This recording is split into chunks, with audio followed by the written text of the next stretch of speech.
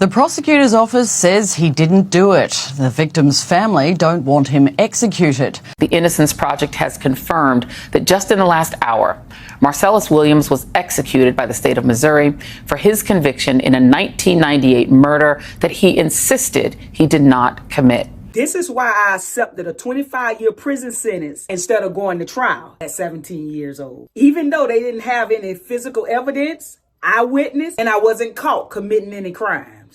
Hi guys, welcome back to our channel. In case you're new here, my name is Maren. And I'm Maureen. Right, so in today's video, we are going to be addressing how unfair the justice system in America treats Black Americans. Yeah, and this you can also see by the case of the first sister we've played you. But I don't know how many of you know about Williams. Yeah, Marcellus Williams. His case has been trending for the better part of this week, and the reason why is because yesterday he was supposed to be executed, but there's a lot of information that has been coming to light, and the questions, we have a lot of questions, and the first question we're asking today is, if all these loopholes have been found in his case, why is it that they still refuse to vacate his life sentence? Right, and for you guys, after you see this video that you're about to play you, please let us know your opinion on this episode. Do you think Marcellus was innocent, or do you think he was guilty? And as such, what is the next action that should be done to Marcellus' family? Personally, I feel like the family should sue the state, but that's just my opinion. Let's watch and then we come back and talk about it. Please remember to subscribe if you're new to this channel, and also let us know what you think about this episode. Let's watch. This is why I accepted a 25-year prison sentence instead of going to trial at 17 years old. Even though they didn't have any physical evidence, eyewitness, and I wasn't caught committing any crimes. When you get arrested, you have the option to go to trial or accept an offer from the state. This is already hard at 17 years old. I don't have any family, no money, and no private attorney. One of the things the state likes to do is offer you a plea deal. They don't want to put in the work to investigate the situation, and they definitely don't want to spend the money, so they offer you this prison sentence for a guilty plea. Now, I'm 17 years old. I don't know anything about the legal system. The state is telling me I'm facing 40 years to life. Especially if I take it to trial, I'm definitely going to get life. I don't have anybody I can look up to for advice. I can't trust a public pretender next to me. I don't have family to ask questions. What am I supposed to do? I'm oblivious. Like, I'm 17 years old and I got to make my own decision. I don't know which way to go. It ain't like they giving you a week, a month, or even a year to ponder this. You got 5 minutes to make up your mind. What are you going to do with your fate? You're about to go back in front of the judge in 5 minutes. So you got to have your mind made up. You're going to accept a trial, or you're going to accept the plea bargain we giving you in exchange for your guilty plea. My plea bargain is 25 years. 25 years opposed to 40 to life? What you think I'm supposed to do? I'm scared. I'm looking at 25 like, okay, well, at least I get out and still live a little bit, opposed to 40 to life. Life, I ain't gonna never get out. 40, I'm gonna get out so old I can't do nothing. Now, mind y'all, I didn't touch nobody. I didn't harm nobody. I didn't unalive nobody. I didn't take nobody out. All my crimes are just theft related. So, at 17 years old, standing in front of the judge that day, I made my decision. I took the 25 years and I trusted that God was gonna see me through this because all I had was him. But I'm out now. I've been out 9 years. God saw me through it. And I just want you to know that people can change. I'm living my best life. I ain't going back and forth. Y'all be blessed now, you hear? It comes despite strong opposition, including from a top St. Louis prosecutor, as well as the family of the woman Willis was accused of killing, who said he should serve a life sentence instead of the death penalty. And as several questions still surround the case that brought his conviction. Williams' attorneys claim that the prosecution mishandled the murder weapon and had improperly struck prospective jurors because they were Black. But yesterday, Missouri Supreme Court and governor ultimately refused to intervene. And tonight, the U.S. Supreme Court rejected 2 appeals to spare Williams' life over the objection of the liberal justices, Ketanji Brown Jackson, Elena Kagan, and Sonia Sotomayor. Williams is the 3rd inmate executed in Missouri and the 15th in this country this year. He was 55 years old.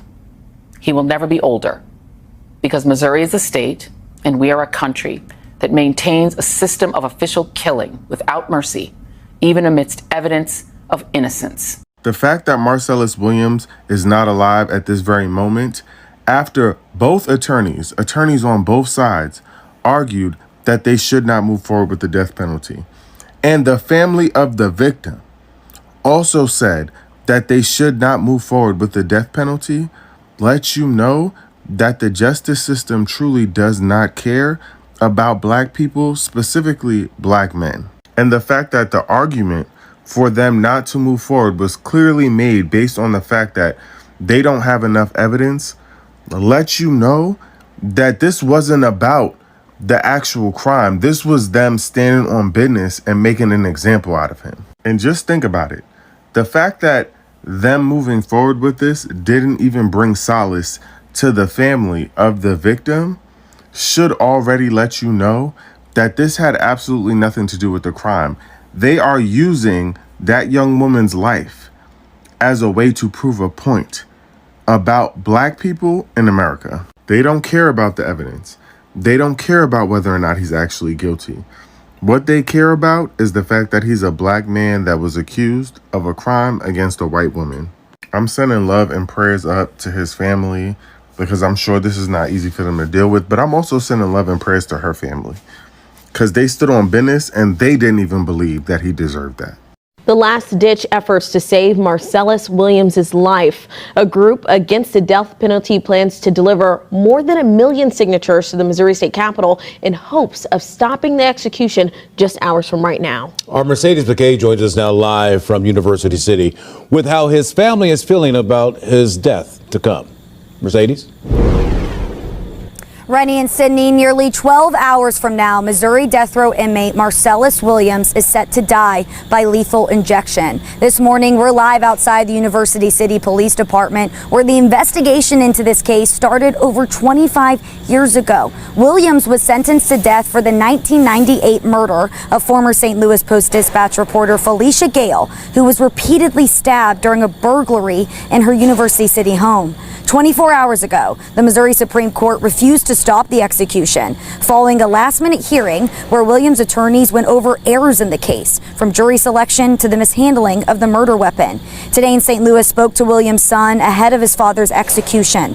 Marcellus Williams Jr. told our Rennie Knott he was still hoping for a miracle, but his family has also made peace.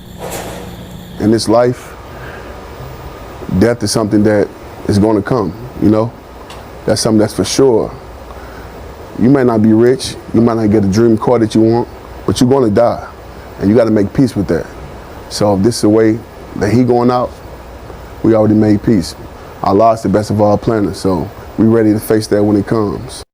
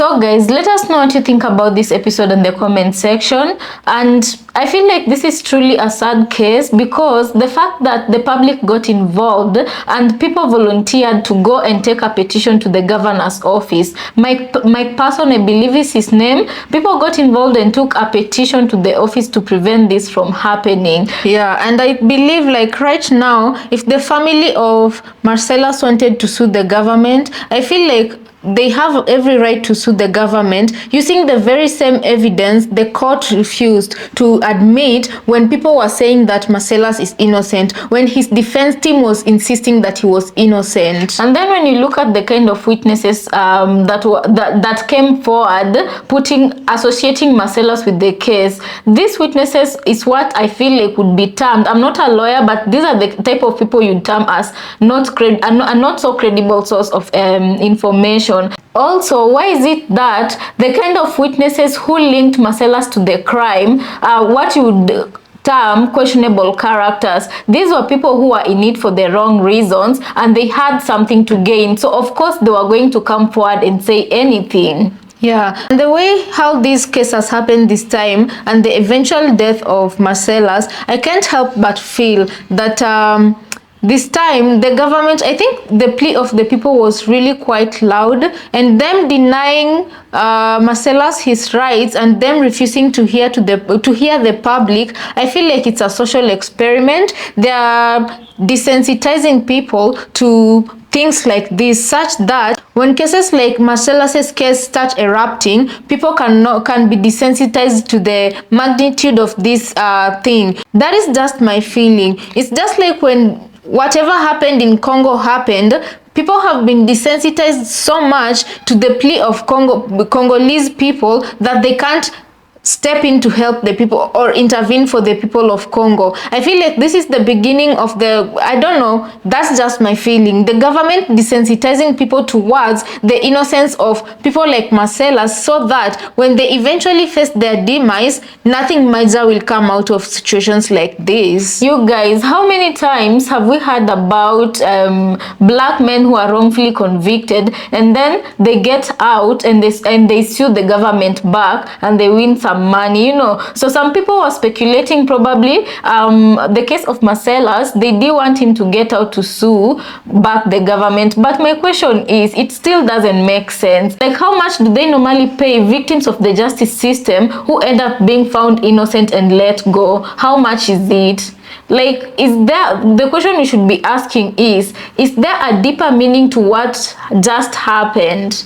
Yeah, because this, I don't know, to my own opinion, this feels like when Marcellus was killed or when he was unalived yesterday, I feel like this goes deeper than the crime he was accused, which makes me beg the question, did he see or hear or do something to someone powerful who did not want him to get out of prison? Of course, right now it's speculations, but I can't help but wonder or ponder upon questions like this. Guys, let us know what you think about this episode on the comment section. And then when we revert back to the first sister who was talking, and she described her story, right? And she says when she was 17, she got taken to court. Okay, in her case, she wasn't exactly innocent, but the crime she did not befit the punishment she was given, because she said she was arrested for theft-related incident, right? And then I'm asking myself, for theft-related incident, how is it that someone threatens you with life imprisonment or a maximum sentence of 40 years unless you take a plea deal for 25 years? And then she was a kid, remember, she was 17. She ends up taking the plea deal, which puts her in jail for 25 years.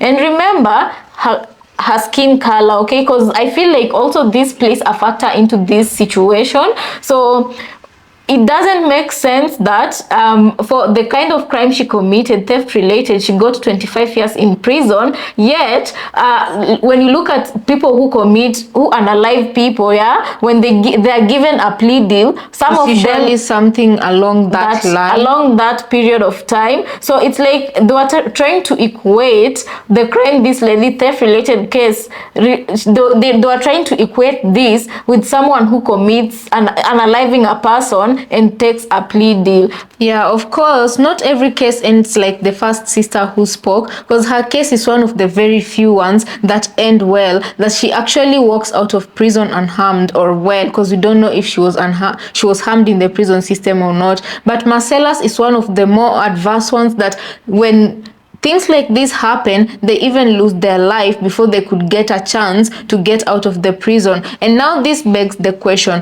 what more can be done for the system, the prison system, and the system in general in America to change? Because I don't see it changing anytime soon. So what will prompt this problem to stop? Right. When I think about the palm colored counterparts, right, there was a case we did for you guys not so long ago about a palm colored guy who, you know, kidnapped a teenage girl. She was black, and kept her in his basement, and he had 2 children with her. All right, so there was a rap sheet of what do we call it, crimes he had committed against this girl. But then this guy just got out with a slap on the wrist. Actually, he wasn't even slapped on the wrist, he was let go. And I'm like, why is it that for palm colored people, even the ones who commit heavier crimes, right, they get out with way less, but when it comes to black people, even the innocent ones, they have to pay for something if the system says they have to pay for it?